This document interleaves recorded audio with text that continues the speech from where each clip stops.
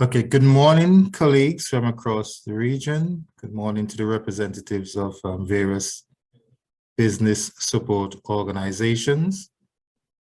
And good morning to our two master trainers. My name is Philip Jackson. I am the advisor for innovation and digital business at Caribbean Export Development Agency. We are headquartered here in Barbados. As previously indicated, this is a session where we would present the project, the Virtual E-Commerce Accelerator Program, and the methodology we intend to use and garner your feedback and so that we could consolidate on the approach. So let me thank you very much for coming and for joining, and we thank you for the time you have given. And we look forward to a healthy discussion, and we hope by the end of the session we'll all be clear about what we are trying to do and the way forward. The program is called the Caribbean Virtual E-Commerce Accelerator Program. And over the months and weeks of interacting with you, you would have heard me say it's VEAP. I kind of like the song. Hopefully we can use it as a way of identifying ourselves. The VEAP is funded mainly by the European Union, as you would see some logos on the screen there, mainly by the European Union, under a broad-based program that responded to the challenges of COVID. It's called Digital Response Connecting Citizens, or DIRECT. I have a number of executive and implementing agencies, executing and implementing agencies, including the French Development Agency, the Belgian Development Agency, that's Enable. And this particular project is implemented by Caribbean Export with oversight from Expertise France. The program will target business support organizations and companies in the 15 CARIFORUM countries that are served by the Caribbean Export Development Agency.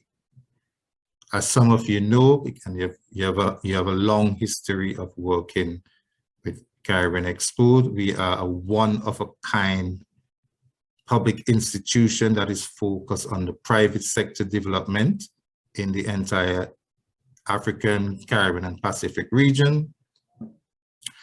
Like I said, we serve 15 member states, and we're currently implementing the 11th EDF program, European Development Fund program, which is coming to an end, and of course, we'll be implementing a successor program following. So Caribbean Export has a long tradition of providing relevant, meaningful, and effective programs and projects for the development of the private sector in the Caribbean. Of course, digital transformation and digital technologies adoption is a critical aspect of business development. Hence, this program that we have designed with funding from the European Union and under the DIRECT project.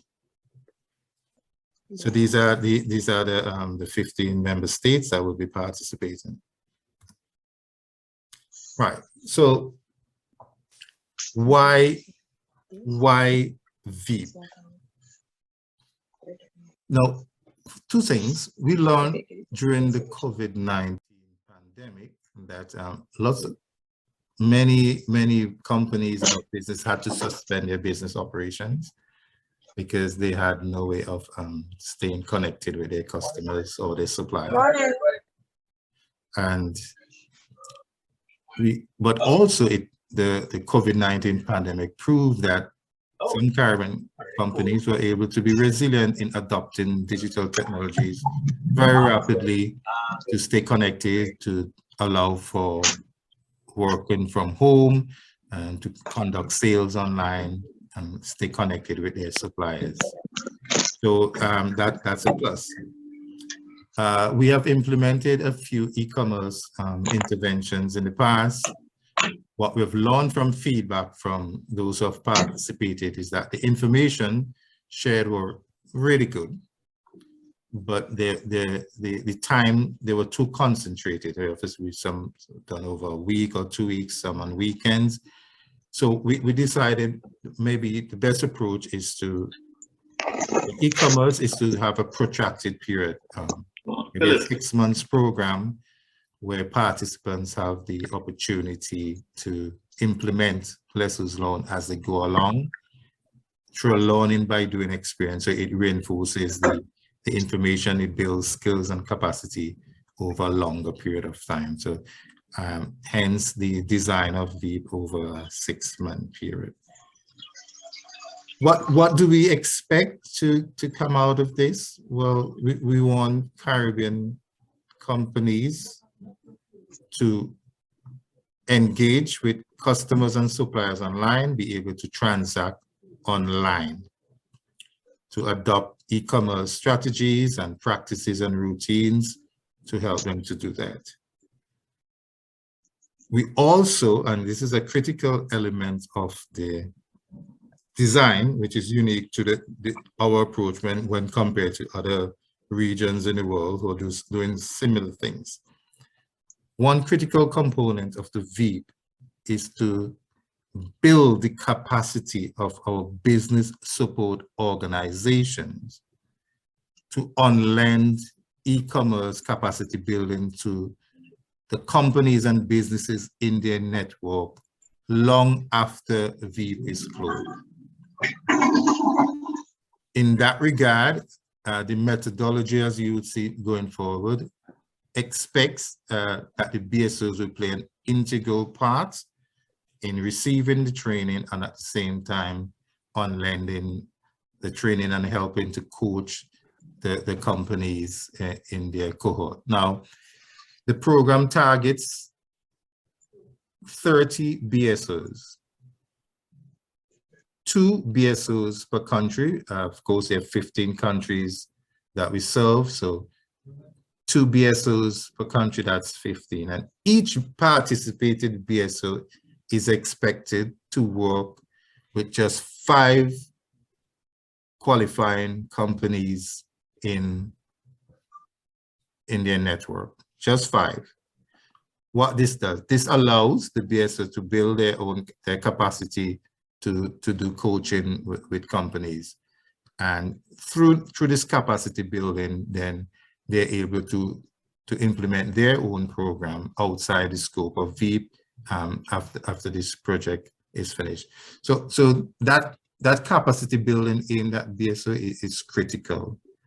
And I want us to take a learning by doing approach, and we would share lessons learned with each other. We document our successes, we document what didn't work well, and we would put this together and redesign, if necessary, a second iteration of the program. So there'll be a first one for 6 months where training and coaching goes on with BSOs and companies. And then we would document lessons learned, we document best practices, and would include that in a second iteration. Now, during the second iteration, of course, we would remain with the same BSOs, but each BSO would work with 5 new companies in their network. What do we expect to come out of this at the end of the program? Well, we hope that the digital skills and capacity in e-commerce will be built at both BSO and company level. You see on my screen 210 firms trained in e-commerce. Why with 210, we just maybe anticipate that there may be some attrition. We are hopeful, however, because each BSO will be working with just 5 companies. We're hoping that there will be no attrition, that we're able to keep your 5 companies engaged throughout the period. and both in VEAP 1 and in VEAP 2. Now, in terms of qualifying companies, we'll be happy if at least half of the companies you work with have little or no online presence, and the other half, or maybe 3 out of the 5, has some sort of online presence. I think that would be very good for us to measure impact. So those who have 0 or no presence, we could see how far they've gotten along for the 6 months, and then those who just need further acceleration, then we're able to measure. I think that those 2 subgroups will be important in measuring the success of the program. We're hoping that 50% of the companies will be women-owned or women-managed. This is generally a requirement of projects funded by international agencies. Now, that is our hope. If it happens, we'll be very happy. But I don't intend for it to be an overriding objective in the sense that we artificially just try to get that target. But we'll be happy if we do, and I would encourage the BSOs as in the selection process, as we walk out the selection process, to try to onboard at least 50% women-owned or women-managed firms. For those companies that are those businesses that are in the informal sector that is admitted into the program, we're hoping that by the end of the first iteration of VEAP, at the end of the 6 months, they're fully ready to conduct e-commerce. I have 40 business support organizations trained. Well, of course, each time we work with 30. There's some countries that may have quite a bit of BSOs. So in the second iteration of VEAP, maybe we can bring new ones on board, but we intend to keep working with those who are with us now.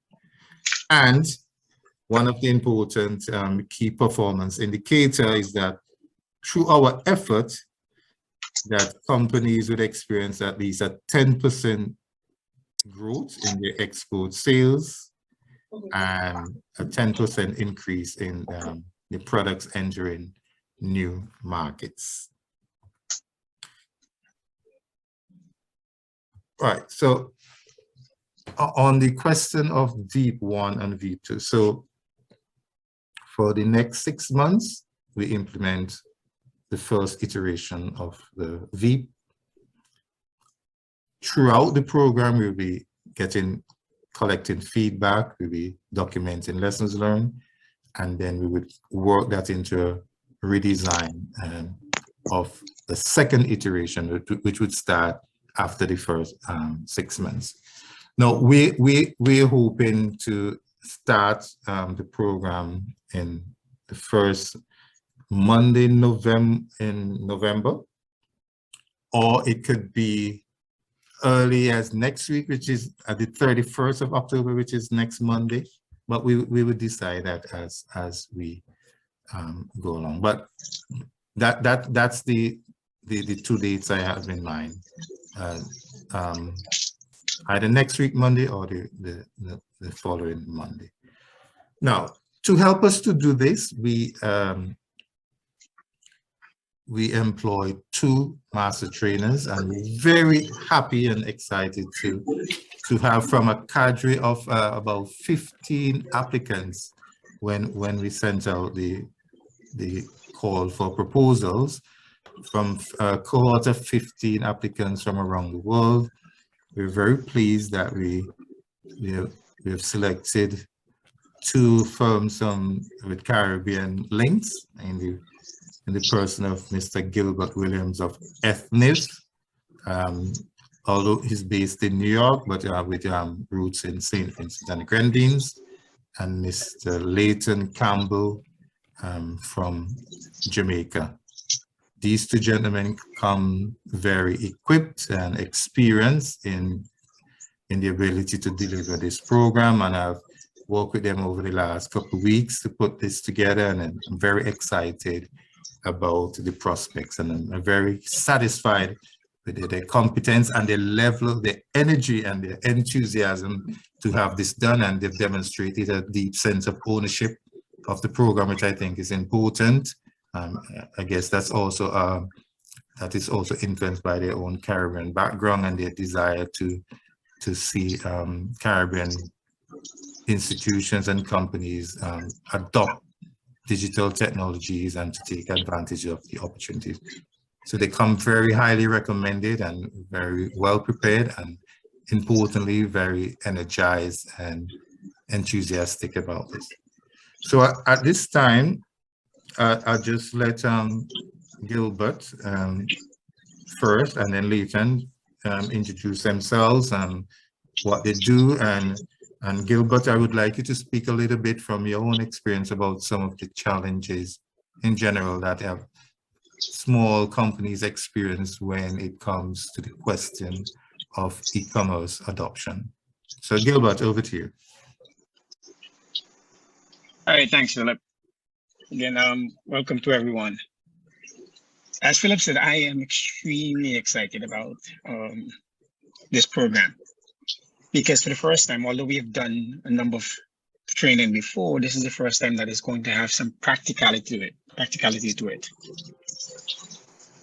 For me, it's very important that we have wins for this training. Wins mean that we have success stories in terms of companies who are actually increasing or starting online sales.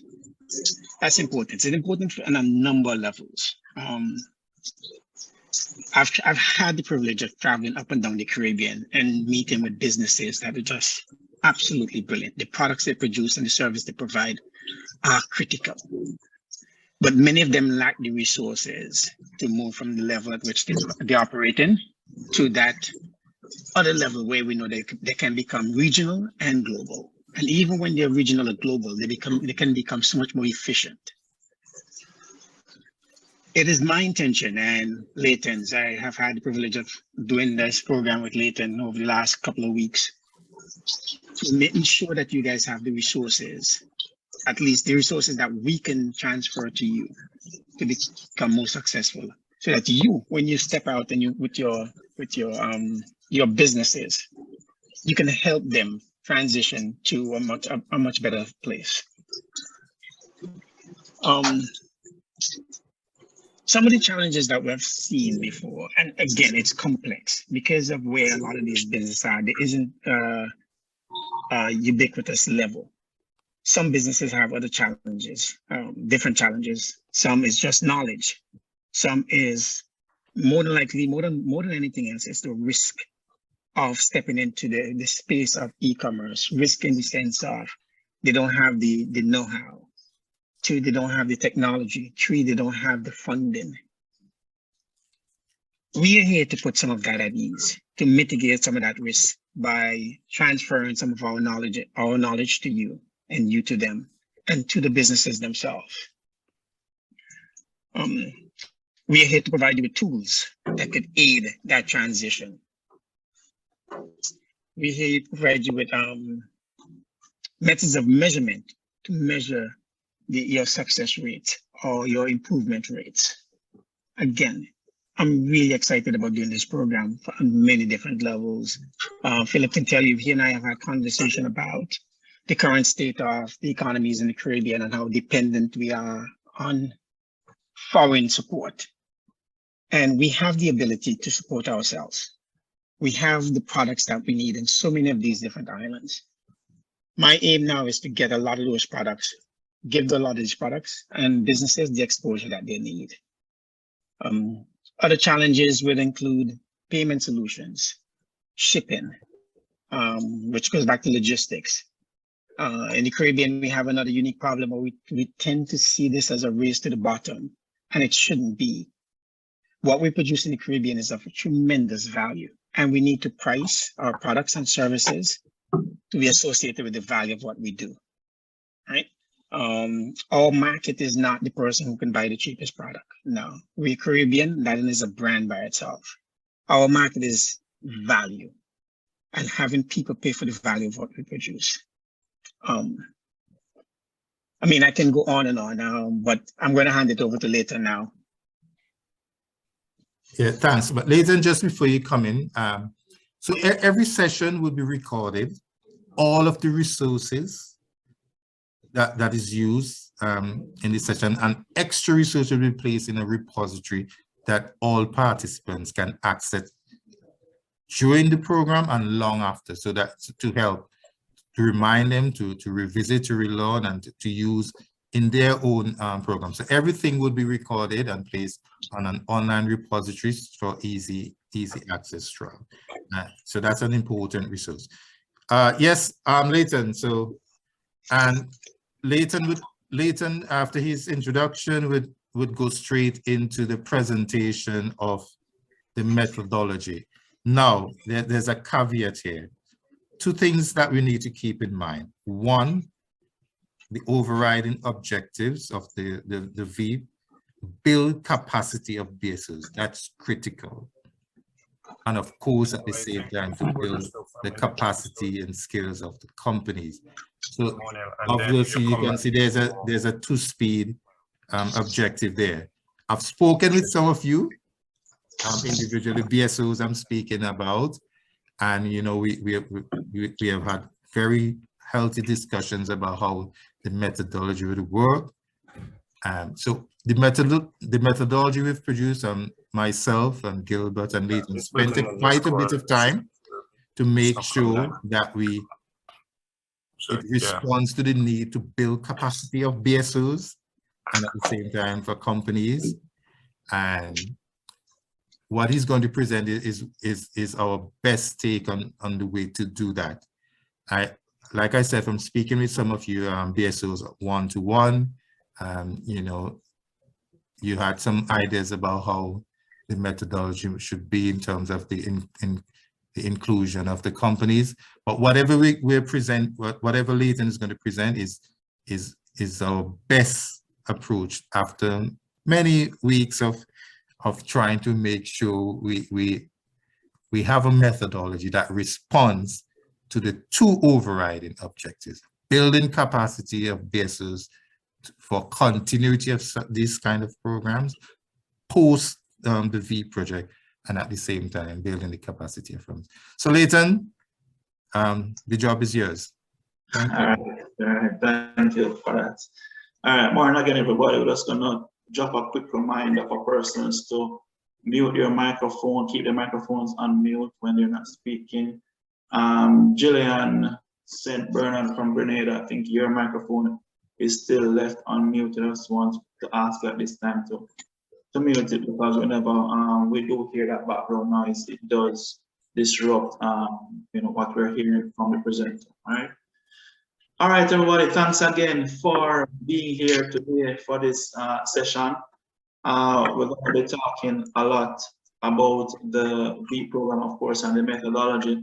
But a little bit about me. I am from Jamaica. I have been working in digital transformation for the last 10 years, specifically in e-commerce transformation for probably the last 6-7 years.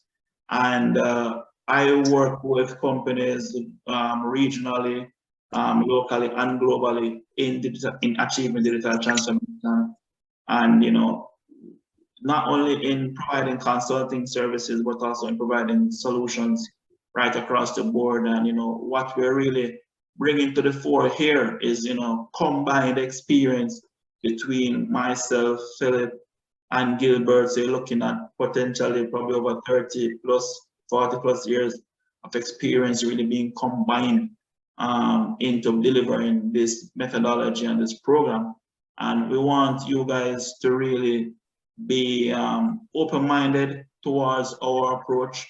Our approach, as you have heard Philip say, specializes in building capacity, not only amongst the accelerators or businesses that we will be coaching, but more so, you, the BSOs, are the primary targets of this engagement, where we will be pouring a lot of knowledge into you guys. And what we expect from there is that this knowledge will be honed and used to further support your program participants who you'll be managing, of course, and thereafter, any business that you or your business community that you serve in your respective jurisdictions, right? So we expect the knowledge to be transferred and reused as much as possible. And what we will be doing on our end is to provide to you guys a blueprint approach. We're not going to leave it up to person's judgment to get it right. We're going to be giving you guys a blueprint approach towards tackling e-commerce or enabling e-commerce. And we will be with you every step of the way through the next 6 months when you are working with your program participants. So no need to feel nervous or anxious about the undertaking. It is okay not to know. It is okay not to know everything. That is why we, the experts, are here to ensure. And I'll tell you, Plato, we don't know every single thing either. Because, I mean, you know, this thing changes every day. But, you know, combining all of our experiences, I'm sure we will be able to deliver a solid program to you guys that will really enable and empower you guys to unlock the e-commerce potential throughout the region. It is my firm belief that e-commerce is one of those tools that level the playing field in the business space, whether it is you are a small business or a large business, you're able to compete at a similar level right across the board. And even my own business is a testament of that. You know, I have leveraged e-commerce strategies right across my business to attract customers, service customers. That is why I'm able to have customers all over the Jamaica region and the world. You know, I service customers as big as Google, WhatsApp, Airbnb, Uber, to name a few. And as I said, the experience is very wide, and you know we're combining this experience really to deliver a solid program for you guys. So I'm about to share my screen. I'm about to share my screen. So I'm gonna go into presentation mode. Present from this slide. All right, perfect. All right, so let's get into it, guys. All right, so next few minutes we'll be talking about the VEAP program methodology, and we want you guys to tune in and really, you know, soak this in, because the main purpose of this course this morning is to really, you know, understand what it is that we're trying to do and to get your feedback. So, you know, to get positive or valuable feedback from you guys, we need you guys to tune in 100%. All right, let's get into it, guys. So program objectives here is that, you know, the VEAP offers practical training to business support organizations and owners on how to set up e-commerce businesses for success.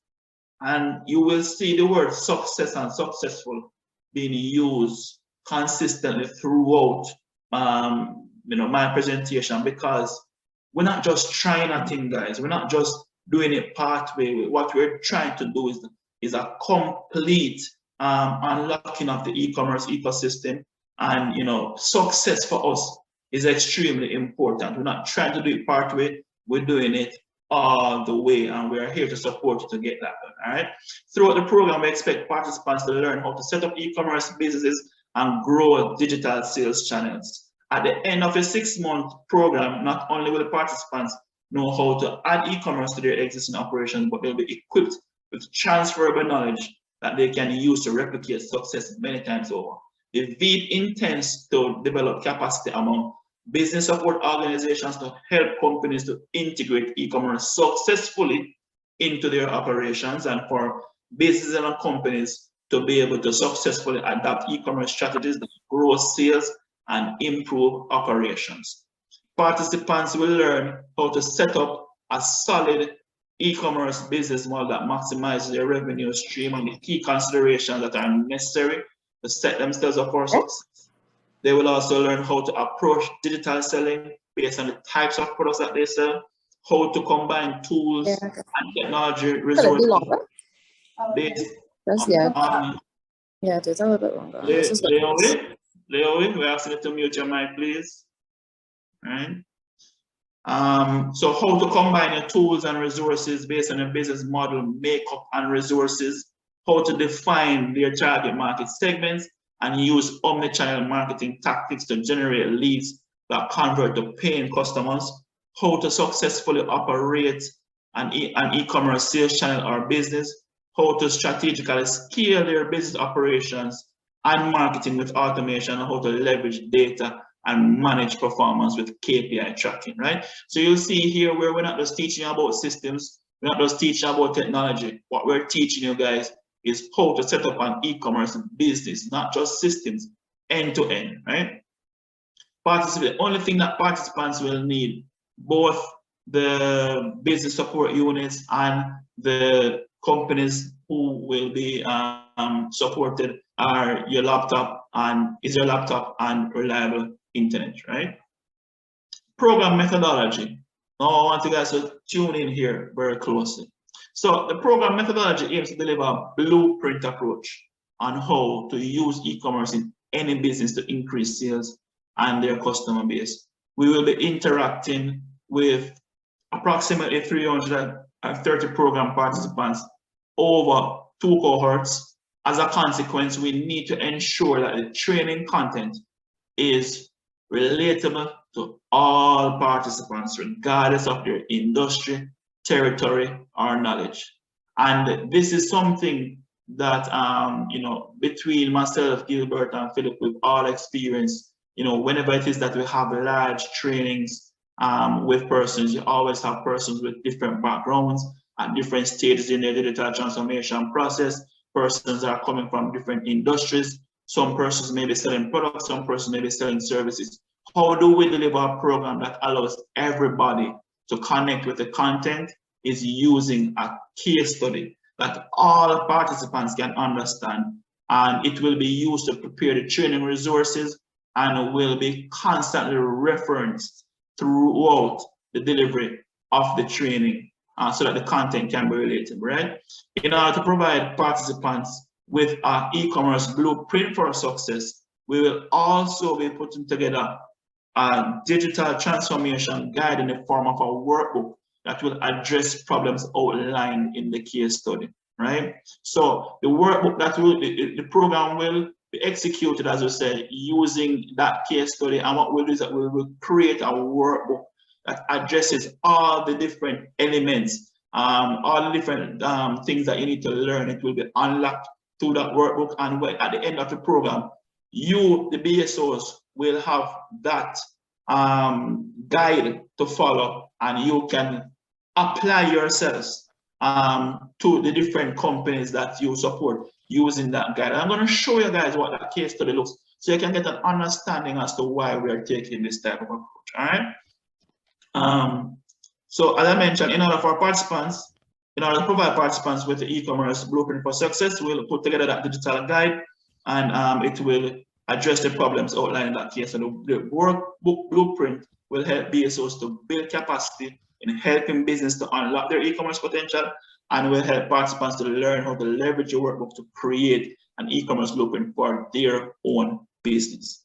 For the practical elements of the program, participants will be organized in program tracks, 3 tracks that we've identified, which is the startup, the launch, and the scale up. So as we mentioned before, we know that not everybody will come to us at the same level, and based on the program KPIs, we're seeing where there are KPIs for us to formalize informal business. There are KPIs that speak to persons who are not selling online, starting to sell online.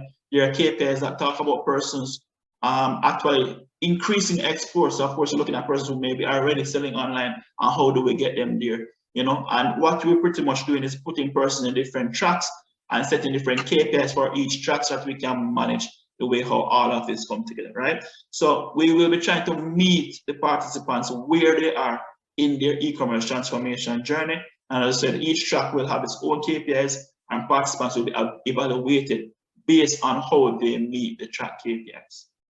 Now, I want to talk a little bit about what the program case study is that we're recommending. What we're recommending, called Kim's Beauty, is really using a beauty service provider or a beautician as an example that we can digitize a beautician's business and use examples that persons can understand and make it relevant. So this is what the case study looks like. Kimberly's Beauty. Kimberly is a certified beauty technician by the Heart Trust NTA in Jamaica for the last 10 years. Kimberly has been working at a large hotel chain spa providing beauty services to hotel visitors and bridal parties.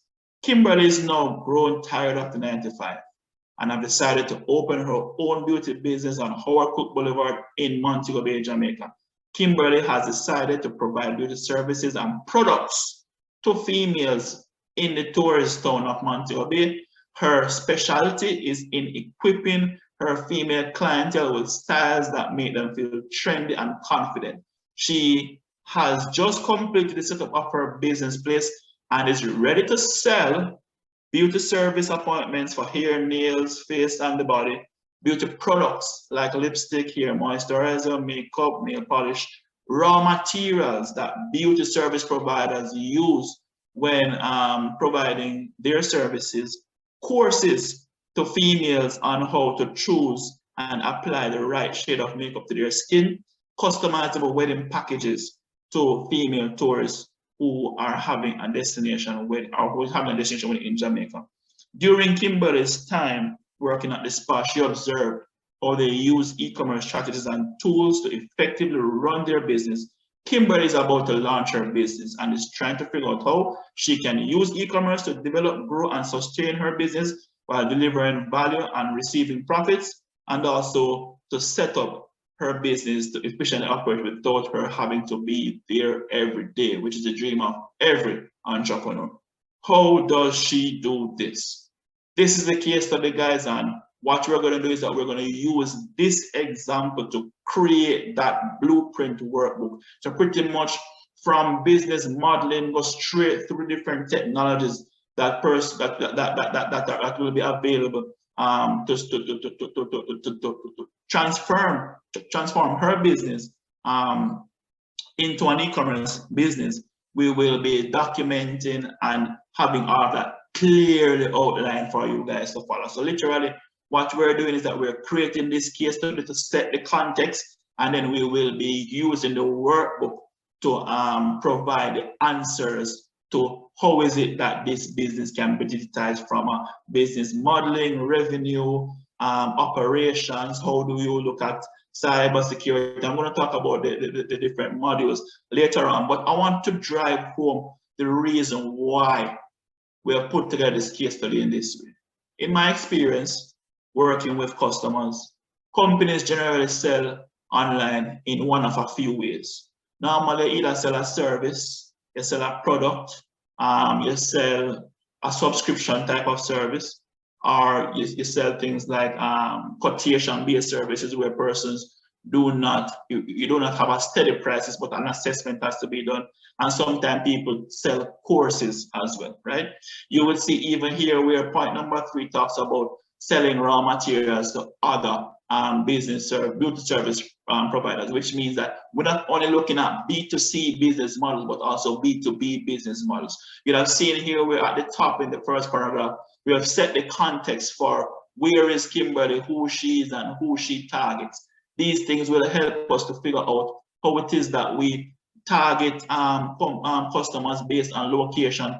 How do we segment our markets and market to persons based on that segmentation. And again, here you would see here where Kimberly is operating within a tourist town. So you may very well find that persons who interact with Kimberly and go away back to their respective countries may also want products from Kimberly. After show, we're showing how Kimberly, based in Jamaica, can leverage her circumstance and what is that she's selling to start exporting right away, right? So this business case is created to ensure that every single participant who enters the VEAP program, we expect them to sell in one of these ways, whether it's service, products, courses, whatever it is. This business case was created to appeal to that.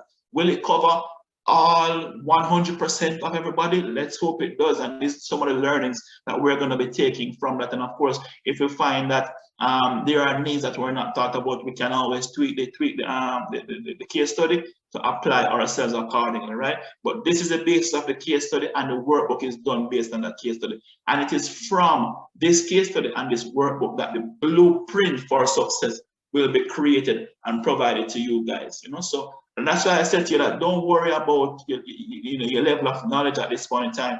What we're doing, guys, is pouring into you all the information that you need to reasonably support any business that comes to you and wants to, you know, have some type of e-commerce transformation of their business.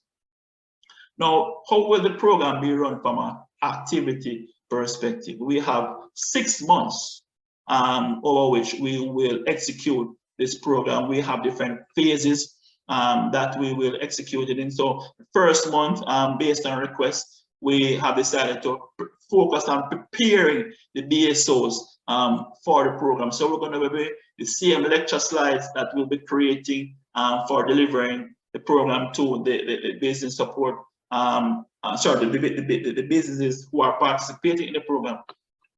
We will be creating them ahead of time and pouring and training you guys on these different concepts. What we will also be doing here is to also help you guys to start understanding the workbook, you know. So when we train you on different areas of the module, we will have workbook components to that we will, you know, go through and help you guys to understand how it is that you apply the theory in a practical way. Typically for the first month, we're looking at a time commitment of around about 3 hours per week, focusing, of course, 2 hours on training and 1 hour for going through that workbook solution. We'll be keeping all BSOs together on that one training.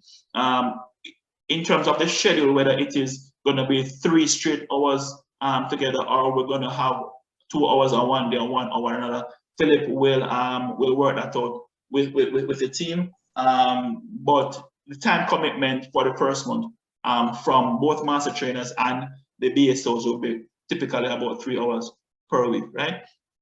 Then at the end of month 2, which would be, we're hoping to start in November, of course, and the end of month 2, which would be December, we would expect that the different participants in the business who will be in the program would have been selected and onboarded. That process should really start in November, but we expect at least end in month 2, and so that we are ready January in month 3 to start training these guys and interacting with them. So this is where month 3 now we start to pour that theory into the accelerators of the program. At that point in time, the BSOs will also be a part of it. So, you know, the BSOs kind of will be trained twice on the content. The first time is, you know, the first month is the first time you're interacting with it. Now, when we're going through it with the accelerators, it's the second time you'll be interacting with the content. And at that point in time, we will be working with the BSOs will start to coach the participants on how to complete the workbook. So month 3, as I said, theory, we're training persons on the theoretical concepts, and we're expecting persons to apply that theory to their own business through the workbook. Of course, during that time, we expect the BSOs to start working with the participants in helping them to just complete the workbook within their circumstance, right? Of course, as part of that process, we, the master trainers, will be having review sessions with the BSOs to track progress with the workbook completion, and also help to solve problems as they may arise. You know, is it that, you know, your participants are not turning up, or, you know, what are the challenges that you guys are facing? We are going to be there to help support. So as I said, you know, we're not leaving you on your own after our training. We'll be there through that process to support. And then from month 4 to 6, which is the last 3 months of the program, we will be focusing 100% on practical work. So after we have trained persons on the theory, now we want to put all of this into practice. And I want to remind us about the KPIs for the program, where, you know, we want to achieve some amount of success stories, as Gilbert would have mentioned, around, you know, formalizing businesses, getting those who are ready to start exporting, getting those who are intending to export closer to readiness, you know. These are things that we want to see happening during that period. So no longer are we passing on theory, but we are now helping them to use that theory and apply it to their business for the other 3 months, right? So master trainers will be providing coaching services directly to, group coaching to the participants of different tracks. So this is where, you know, we will address each track based on their needs and based on what we need to what we need to unlock in each track. We'll be doing that 1 hour each, 1 hour sessions each with each track by month. So at least twice per month we're meeting with them to focus on tracking and getting them to unlock the different objectives of the program. Of course, BSOs, we expect you guys to continue engaging with the program participants similarly on a bi-monthly setup. We meet with them. It's 5 of them, so you're meeting with them 30 to 60 minutes per every 2 weeks. And that the 2 weeks is to give them enough time to get some work done, show some progress. You know, you check in and you do your measurements and see what's going on with them. You make suggestions around that, and you're continuously helping them to progress through the program and also to meet the program KPIs. And again, throughout that engagement, again, we, the master trainers, will be working with the BSOs on, you know, tracking the business progress and, you know, just helping to problem solve around any issues that you may have. So whilst you're working with the Accelerator, we are working with you, and we are also working directly with them as a level setting exercise to ensure that, you know, all persons are fully understanding of what it is that they need to do, how they need to get there. And as I said, 100% support from us. At the end of the program, we want to offer, want to do an awards ceremony or of some sort, where we award the top participants of the program, both both the businesses who are participating in the program, as well as business support organizations. We want to see who is going to come out on top as the persons who excel. And as I said, we want to have success stories. And, you know, it would be great if Caribbean Export would even highlight these persons, you know, on their own platforms, because we like to encourage high performing entities, not only at the company but also at the BSO level. You know, I have had the fortunate experience of being a part of an accelerator program here in Jamaica that was extremely transformational for me and my business, and it is some of the learnings from this that we are bringing to this program as well. And as I say, in my experience, whilst some businesses will come ready and raring to go, others may come with a different type of energy. Similarly, the BSO participant, the BSO to business relationship is also dependent on how much both entities pour into the relationship. So we want BSOs to be very purposeful about what they're doing. The program, as we said, we have very strong KPIs that we want to meet, and we are very passionate about enabling you guys to really learn more about how you can really help companies to leverage e-commerce. It's a very big need, and I firmly believe that it is one of those solutions that can really transform the region if more persons tap into it, right? From an evaluation perspective, we'll be evaluating both the program participants as in the business as well as the BSOs. For the participants, we expect them to complete the workbook with answers to questions that suit their business context. The completed workbook also will provide that guide on how to roll out their e-commerce business model. And of course, meeting the KPI requirements for each track. That's what we expect from the program businesses that are participating. For the BSOs, we are looking for BSOs to be focused on getting their accelerators to, you know, complete their workbooks in a timely manner so that nobody is left behind. And we're going to be having tracking mechanics behind how all that unfolds. And of course, more so, you know, managing each business's progress through the different program milestones and accurately documenting their program, their performance. This may include things like, you know, documenting their digital starting points, meaning that, all right, does this company have, are they on social media? Do they have a website? Are they advertising? Are they selling online as yet? You know, from month one, all right, what is happening in month two? Are they now selling online? Do they know how social media? You understand? These are things that we want to track. We also want to look at things like monthly sales. Is it that the program participant normally makes 500,000 US per month, for argument's sake, which would be good. Well, depends on the type of business. But from month to month, is that increasing, decreasing? I mean, we know that sales changes based on the time of year. So we may need to look at, you know, what that number looked like last year. But to have these types of reference points will give us more information about the impact that we're having on the business.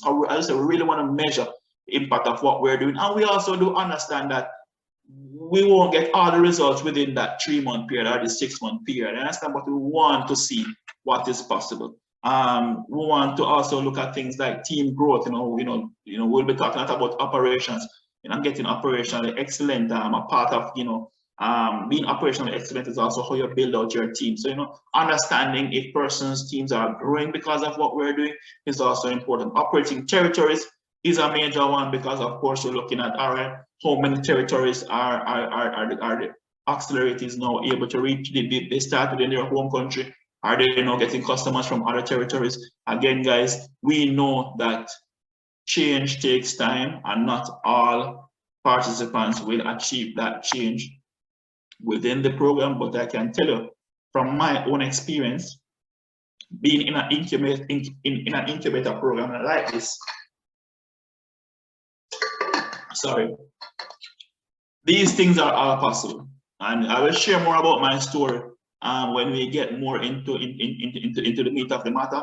But all of these things are possible, guys, and we want to measure them and have some success around that. All right. Final slide talks about the curriculum.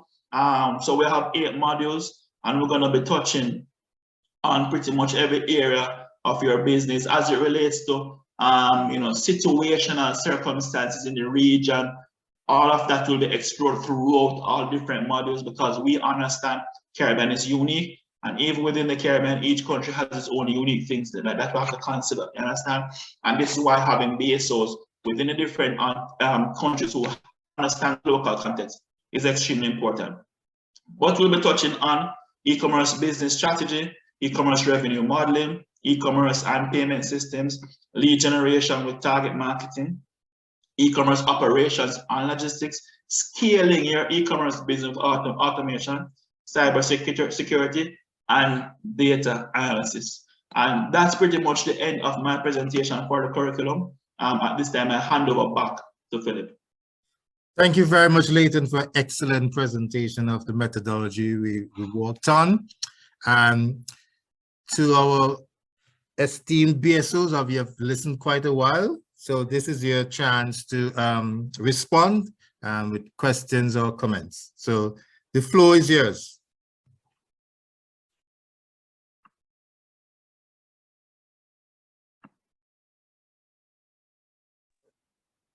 Good morning. I have a question. I know the presentation is being recorded and will be shared, but will this PowerPoint also be shared via email? Absolutely.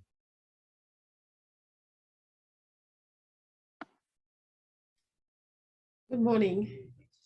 I don't know if I'm jumping the gun, but when I look at the curriculum, e-commerce and payment systems,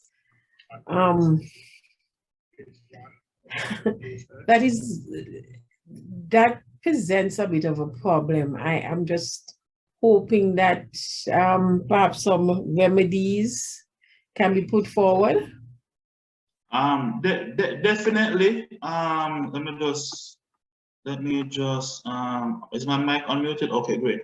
All right, so yes, definitely. As I said, these are just the names of the modules. We have an entire breakdown of what will be covered under each module. And trust me when I tell you that I know firsthand the challenges that exist, where the e-commerce payments is our biggest, is one of our biggest challenges. Payments and logistics are two of our biggest infrastructural challenges across the region. In my own practice, I've had to go as far as leveraging relationships with Stripe out of the US to be able to help to solve these problems for regional customers. But yes, we will get into the nitty-gritty of it. All of these slides, all of the curriculum areas are 100% focused on solutions.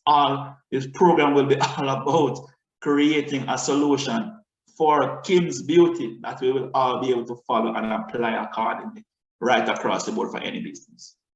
And all of these resources would be archived and placed in a repository that's accessible to everyone. Right. So if something is referenced, we will tell you where to go and get it. There's nothing at all that should remain a mystery as it relates to the topics that we're going to provide at the end of the program.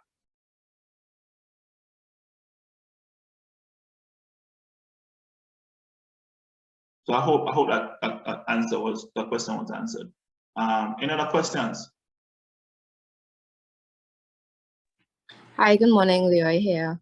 Just piggybacking on the payment systems question, are you guys also engaging some of the vendors for these platforms? For example, Atlantic Commerce, probably VEAP, and those who operate within the region, so that we can kind of give our businesses that practical go-to one time, or is it just going to be from a case study perspective? Well, the scope of the program focuses on training you guys on, what the different solutions are in terms of providing relationships for persons to make contact. From my end, there are a lot of connections that I may leverage or share with you guys. But that element of it, I would say, based on my knowledge, Philip can correct me if I'm wrong, that element is not necessarily a requirement or part of the delivery. But of course, I just say, guys, we are very passionate about helping you guys to solve the problem. So if it is that it's just a matter of sharing contacts or introducing opportunities to persons, then we will definitely do that. One of the things as well that we're currently working on with Philip is, all right, so we are providing you guys with knowledge and training on how to do these things. What kind of resources can we further support you and your team members with that will help you to get online, and this will be presented to you after Philip has signed off on what that looks like. But there is a strong effort towards helping you guys with not only just knowledge, but pointing you in the right direction where resources are concerned, and even potentially providing some of those resources in a sponsored type of way. Thanks, Leighton. Yeah, so the funding has specific limits. It's a discussion that Caravan Export is having to see if we can use some of the project funds to allow participants to acquire specific technological services. Yeah, but 6 months is a long time, but we're working on that now. And as soon as I have a specific response regarding from our funders, if it's possible, is within the scope, we would let you know. But we do recognize that that's an important element there, and we would see how it can be addressed. If maybe not within the scope of this project, then maybe a follow-up project from Caravan Export. Thank you.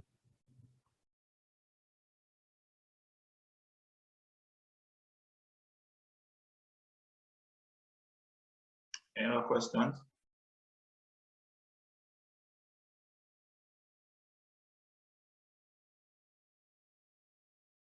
So, as you would recognize by now, the companies just about 40 companies signed up via our e-commerce checklist, our online e-commerce checklist.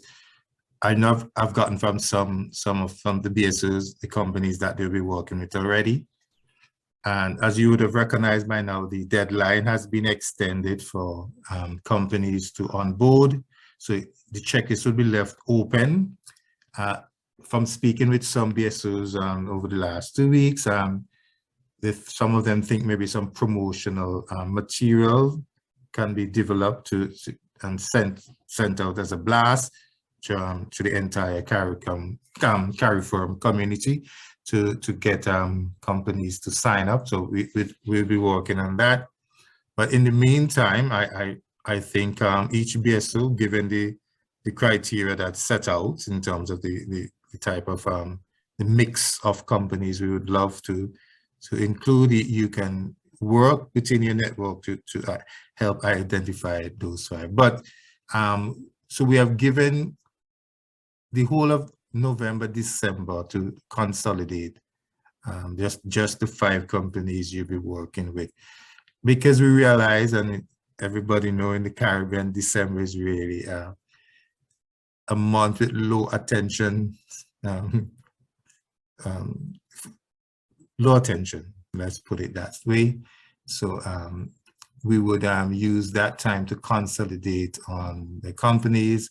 BSOs can go over the information that they would have learned during November at their own pace to build their confidence by the time they face their cohort of companies in January. But please make an extra effort to onboard your 5 companies. We would work to provide some promotional material if we think that is necessary to encourage participation.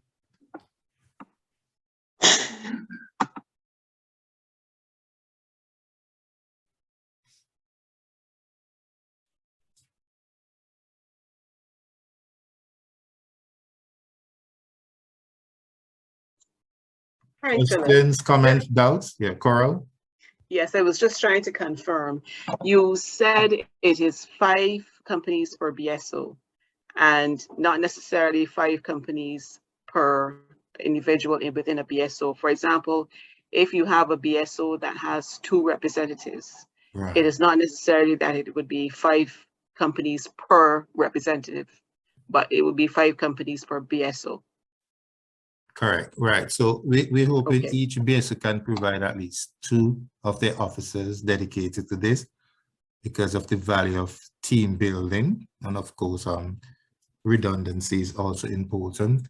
But you together, the 2 of you or the 3 of you, how many officers your BSO will dedicate will work together at 5. Now, this is a scalable program. If you think that maybe you can work with more and take advantage of the opportunity, then fine, because obviously the critical component is you building your capacity to unlend the information and the skills that you would have garnered from your participation.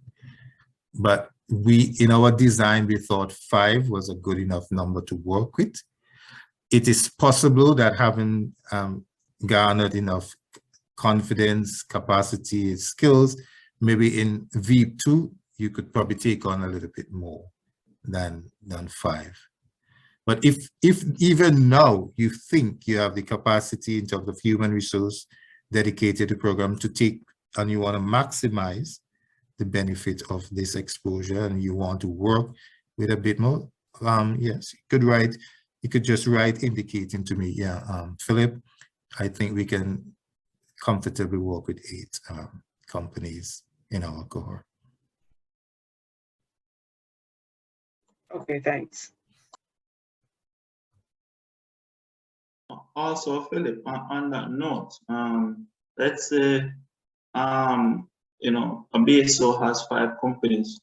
How many persons from the companies are we allowing to be a part of the engagement? Because I know that, for instance, you may have a company owner who is not necessarily, who may have a team, and they may have, let's say, for instance, a digital expert or somebody who handles the marketing on their end. They may want to bring them in on the presentation for maybe lead generation and marketing. Maybe there's also an operations person who may want to be brought in for specific modules. Probably can give some insight as well on how the BSOs would manage. Yeah, that's a great question. Right. So of course the companies would bring the individuals in that they think is best suited for the material, or they can all be there. However, the communication to the master traders and to the BSOs should happen to one individual, because you don't want to replicate too much communication. So they would meet together. Let's say company A would meet together. They can all attend virtually, but in terms of now channeling back to the master trainers, BSOs specific issues, that should come from one individual. So they would meet among themselves, put all their issues together in one single communication. That because we don't want to complicate the communication channels. So while all can sit in the communication should be one-to-one. One person from the company communicating to master trainers or BSOs.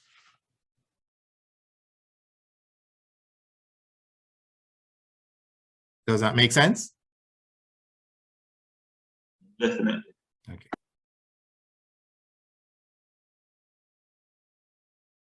Okay, so we have 5 more minutes dedicated to the meetings. So I'm open for the next 5 minutes. If not, the only other thing I think we'd have to decide on is, so next Monday is the 31st of October. We can start, or we can start the first Monday in November. What you can do is maybe indicate via email today your preference, and then by the end of today or tomorrow, I would re-communicate with everybody the exact first session, the date of the exact date of the first session.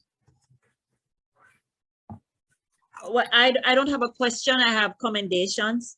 I like the metrics that have been designed. I think they're pragmatic and relevant. And congratulations. Looking forward.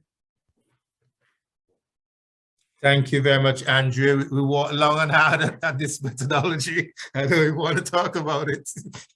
Yes, but we're looking forward to the best. I have one question regarding starting either the 31st or the following Monday. The questions would be, would these sessions be in the same time frame, so around 9 a.m.? And how long would the session be? Thank you. Yeah, we want to keep the same, like the same day, like Mondays at the same time, to start to develop a culture. Does it have to be Monday? No, it doesn't. Okay, fantastic. Okay, great. But we're just thinking, all the birds catch the fattest on Monday, everybody's bright and ready to go. Maybe not. In some organizations, in ours it's a planning day, so we have fine team meetings. Yeah. Okay. Yeah, I think I'm on a little bit tough for. Okay. All right. Yeah, because Mondays and Fridays are normally 2 very hectic days for businesses. And I assume potentially also. Indeed. Yeah, okay. I take that. I think a Tuesday or a Thursday may be the safest. All right. Okay. So then assignments, you would indicate just by a quick email to me your preference in a day, your preference for one day anyway. I take on board the point about Mondays and Fridays, maybe being a little hectic. Fine. But at the end, by tomorrow, I would communicate the days we'll be meeting and the times. Of course, Jamaica, some countries are time zone may 1 hour behind, so maybe we'd want to place it maybe like so that everybody, like nobody starts at 8 o'clock. Let's just put it that way. 9, I think, is a good time, or later for everyone. Yes.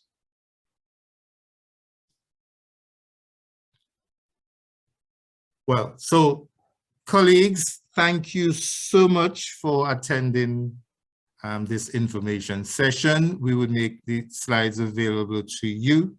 The recording would also be edited and then made available to you. This is truly an enterprising attempt of teamwork, where we're working with an approach and a methodology that's almost first in the world in terms of, one, capacitating BSOs while at the same time capacitating companies. We're very adamant that for continuity and sustainability, we have to build the capacity of our BSOs.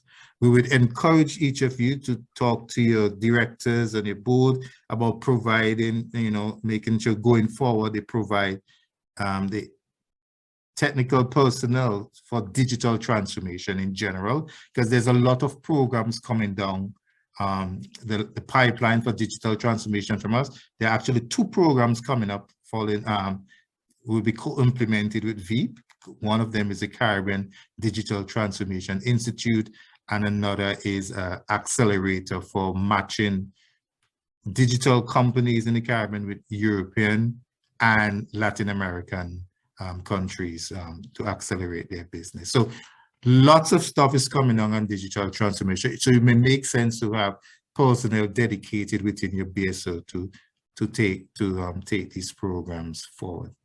So thank you so much. I look forward to your email indicating the best day of the week that you for these, and I will re-communicate with everyone as the first starting day of the program. Have a great day, and let's do this together. In other words, let's do something great and wonderful together. That's the call to action.